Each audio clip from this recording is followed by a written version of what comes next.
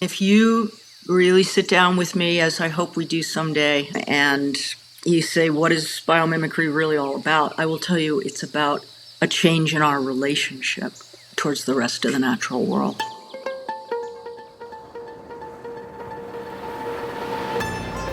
Welcome to the inaugural episode of AskNature, a podcast that connects the wisdom of nature to the global community of problem solvers.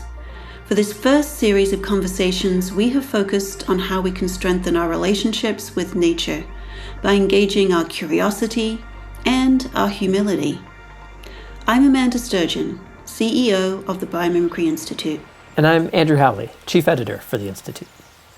Acting as though humans are separate from the rest of nature has caused us to exceed 7 out of the 9 recognized planetary boundaries. But what could happen when we ask nature for the pathway forward? Today, we begin our journey to explore the relationship between people and the rest of nature. And our first episode is a wonderful conversation between Amanda, our founder, Janine Benyus. I'm Janine Benyus. I work for Gaia, and I also have co-founded the Biomimicry Institute. And Christiana Figueres. I'm Christiana Figueres, still at the ripe age of 69, servant of the planet. Let's begin.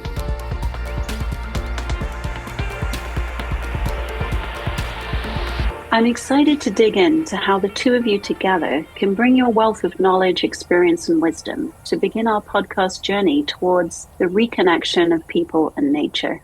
Christiana, tell us more about your thoughts on how nature and learning from it play a role in solving the climate crisis. Amanda, thank you so much for inviting me to join you and the absolutely brilliant Janine to inaugurate your podcast. It is such an honor. It is so fun.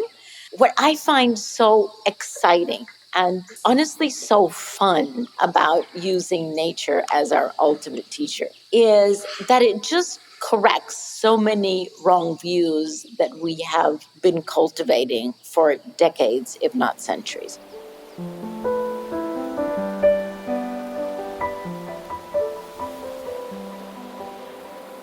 When on earth did we start deluding ourselves that we live in silos and that there are hard boundaries between the systems that we live in, or even worse yet, that there are hard boundaries within ecosystems? When did we decide that oceans have nothing to do with climate, have nothing to do with biodiversity or desertification?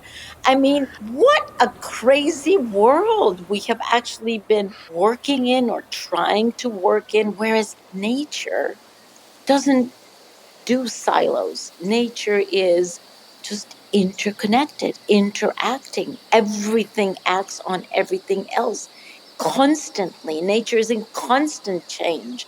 So are we, except we delude ourselves into thinking that we're not.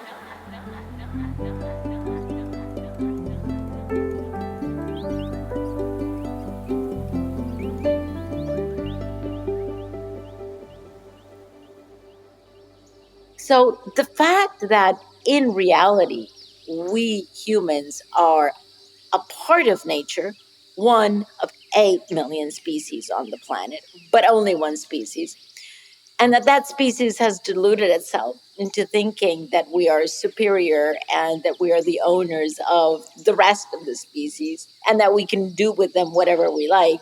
All of those myths, I am so thrilled that we're finally beginning to debunk them by the simple and humble exercise of looking to nature for lessons. You're absolutely right about that false separation.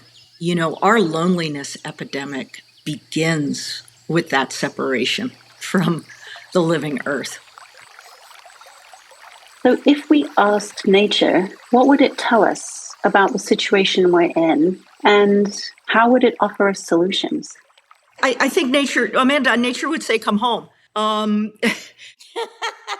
not separate. I like that. Come home. Come home. Get home here right away. And you are home at the same time. So it's an illusion. So this reconnection, Amanda, I think is vital. And I think nature would say, come home. And then once we were listening, say, what a brittle strategy Our design intent for a long, long time in Western industrial culture has been to take care of our own needs without that added intent of, yes, and giving back. So living in a way that, builds soil, that cleans water, that cleans air, living and building and making products in a way that creates habitat. That's our next leap.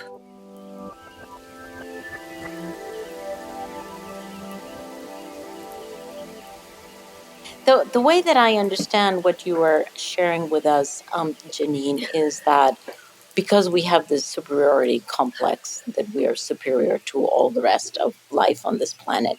And so the shift that obviously that we have to have now, if we don't want to breach all planetary boundaries, many of which we have breached and breached, is to shift that 180 degrees from extraction to regeneration.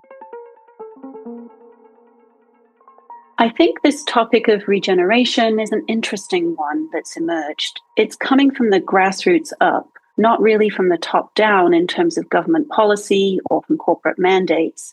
It's really coming from local regeneration groups, from, the transition networks, from global eco-village networks, from the regeneration groups, from bioregioning groups that are emerging, including bioregional weaving and rewilding, not to mention that's emerging too as a movement. And all of these, what I see, are movements that are practicing, not talking only or setting a mandate or a measurement or a commitment, but they're practicing on the ground and trialing what regeneration might look like. Sometimes they may fail, sometimes they may succeed, but it's like a living laboratory to figure that out. And biomimicry and learning from nature, like you said, Janine, plays a central role.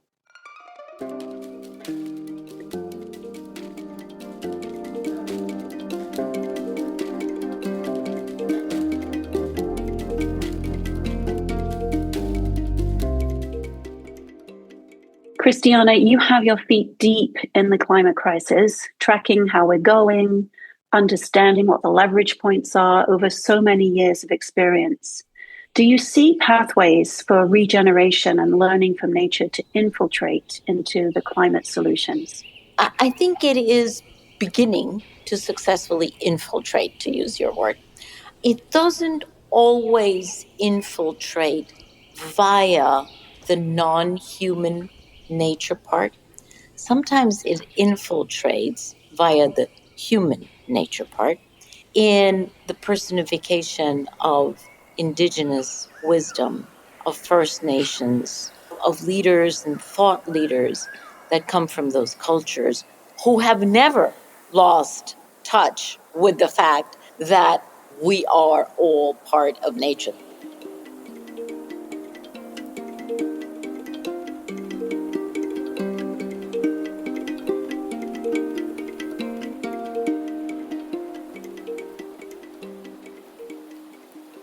Is wisdom finally infiltrating? Yes, finally infiltrating. Very, very long coming, as I said at the beginning. But we're getting there, step by step. We're getting there. We humans, we prosper in as much as we're in a reciprocal relationship with other humans, and we ultimately will prosper in as much as we're in a reciprocal relationship with the rest of nature. The fact that we're not there yet is very worrisome. And I really wonder, how long is she going to be patient with us, right?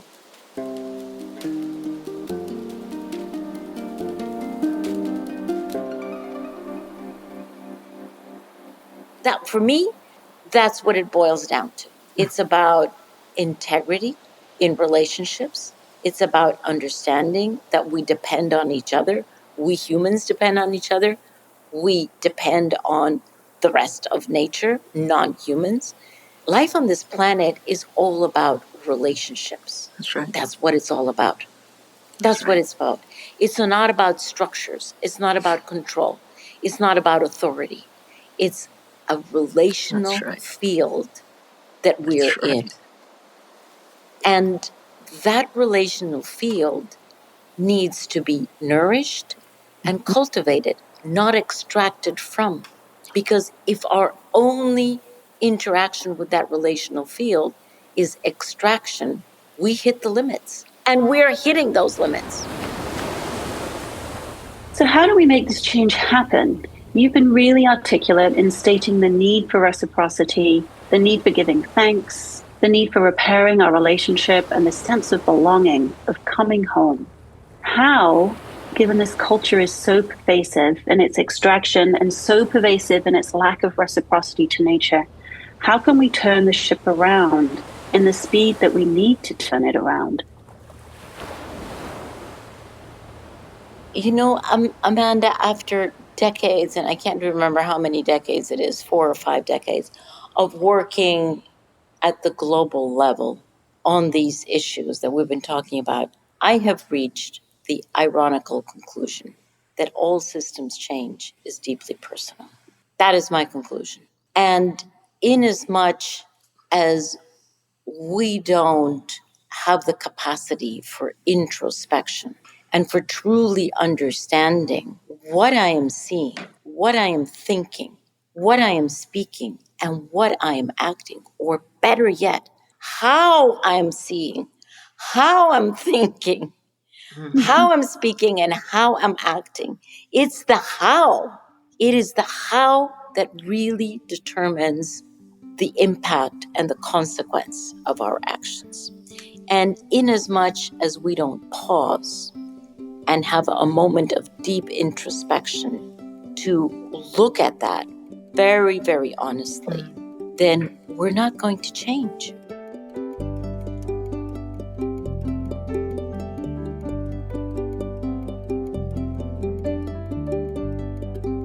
So it is about turning in before we turn out. It's about turning in and really asking ourselves, what are my true principles?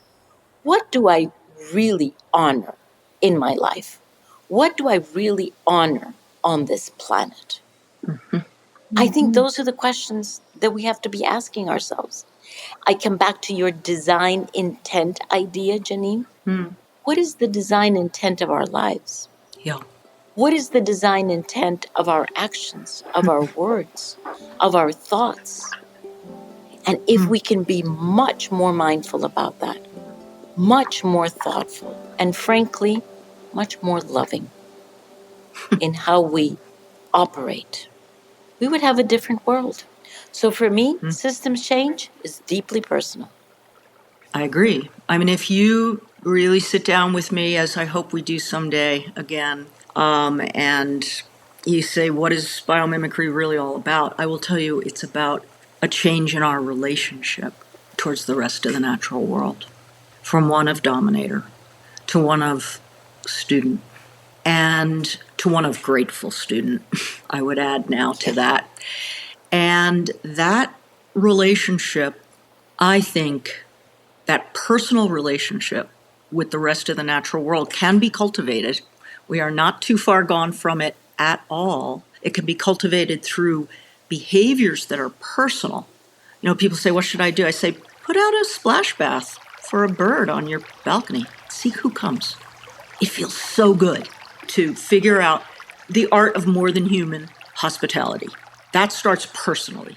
Like everything I do, how am I giving back? How am I saying thank you? That's the difference. You start personally way down here, right here in your heart, and then you let it go up to your head and to the larger society and the larger social transformation. It's not the other way around. Yeah, you're right. And, you know, Biomimicry was my 6th book. All my books were about how amazing these organisms are and trying to get people to get into a natural setting, which includes like the tomato plant on your windowsill, and really see how amazing it is, right? Like, and then I realized when I started to talk to the people who actually were trying to mimic photosynthesis in a solar cell or mimic spider silk in a fiber, you know, I realized that they were in a state of reverence for their mentor.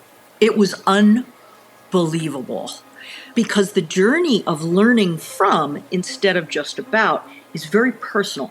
Wes Jackson calls it Very a personal. deepening conversation with the organism. You have to keep going back and going, I'm trying to emulate you, but wow, could you tell me again? Could you tell me again?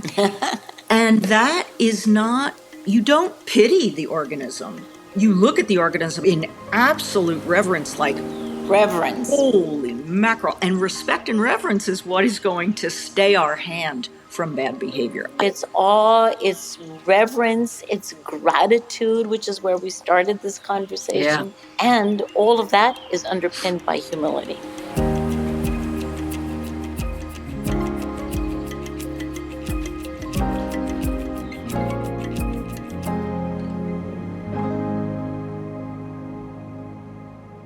As we close this wonderful discussion, I'm struck by the idea that we must not only ask nature, but as Christiana said, we must have the humility to listen. Whether it's putting out a splash bath for a bird on your balcony or quieting our own human cleverness to learn from a spider's silk, the path to systemic change is deeply personal. Thank you, Janine and Christiana, for helping us inaugurate this journey with such profound wisdom and hope. And thank you for listening to the very first episode of the AskNature podcast. As we close, we invite you to follow Christiana's thinking and consider what personal design changes you can make in your own thoughts and actions so that your life helps bring about the systems change you wish to see. Next week on AskNature, we continue our exploration of the human-nature connection with Robin Wall-Kimmerer, where she shares her insights around how braiding Western science with traditional ecological knowledge enriches our relationship with the natural world. The AskNature podcast is a project of the Biomimicry Institute. The podcast is hosted by me, Amanda Sturgeon, the Biomimicry Institute's CEO. And by me, Andrew Howley, the Institute's chief editor. Our sound crew includes Lucas Murray and Simon George, who composed the music and sound design and mixed this episode. Audio production and story editing by Ayawade Balagoon. Executive production by me and Andrew. For more resources on biomimicry and regenerative design, visit us at asknature.org. To connect with fellow listeners and other professionals in biomimicry and regenerative innovation, join our online community at asknature.org/hive and enter podcast to receive 30% off your subscription. What will you ask nature next?